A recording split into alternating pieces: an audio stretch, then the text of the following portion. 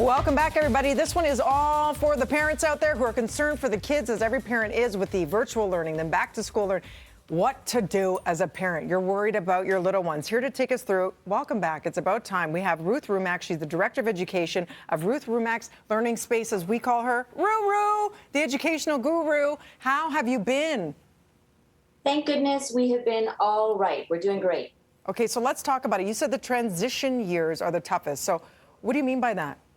Well, transition years are those years where you're going from, let's say, preschool to kindergarten or kindergarten to grade one, from junior to primary, from primary to junior, and et cetera. So you're moving through the ages. And these are really crucial because what's happening is that kids who have been in the COVID learning situation, they may not have even been at school. And therefore, those transitions, when you're moving from one grade to the next, parents are very concerned that their kids are missing ostensibly, 2 years worth of stop and start school. And we want to get them prepared and get them feeling successful. Okay. All right, Ruth, there's a lot of age groups in play here, a lot of parents at home who have different ages wondering, what do I need to focus on when real learning begins again? So let's start with the young kids and kind of work our way through.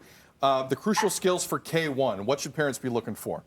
So looking at K1, we really want to look at those emerging reading skills and the early math skills. So we've got a bunch of book series to look at today. The first one is the Yak Pack, and this is a scope and sequence of phonics, which is the sounds that we need to know, as well as the sight words that we need to know. The red books are the phonics and the blue books are the sight words. That's important because we want to practice these different sounds and really get them solid as we're moving into grade one and beyond, so that we've got a strong foundation for learning.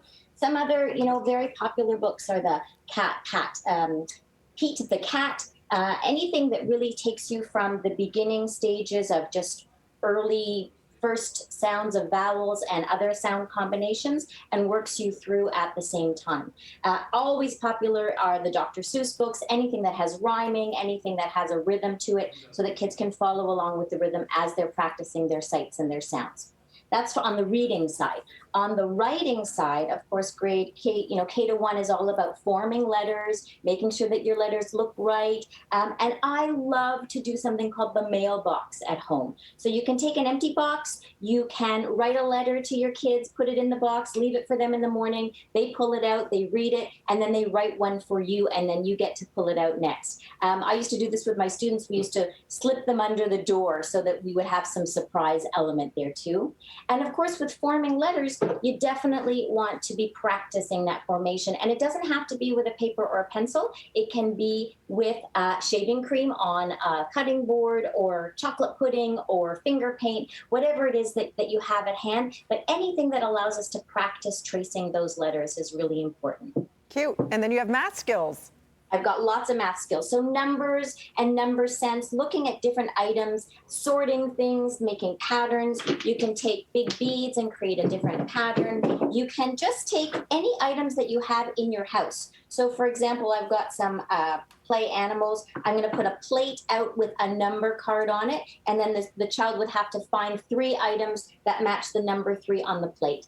When you're looking at number cards here, you can see in the background, I've got an item for each card. And these are things that kids can actually create themselves, or you as a family can create them, so that they take more interest in them and they own them. They take ownership of the work that they're doing.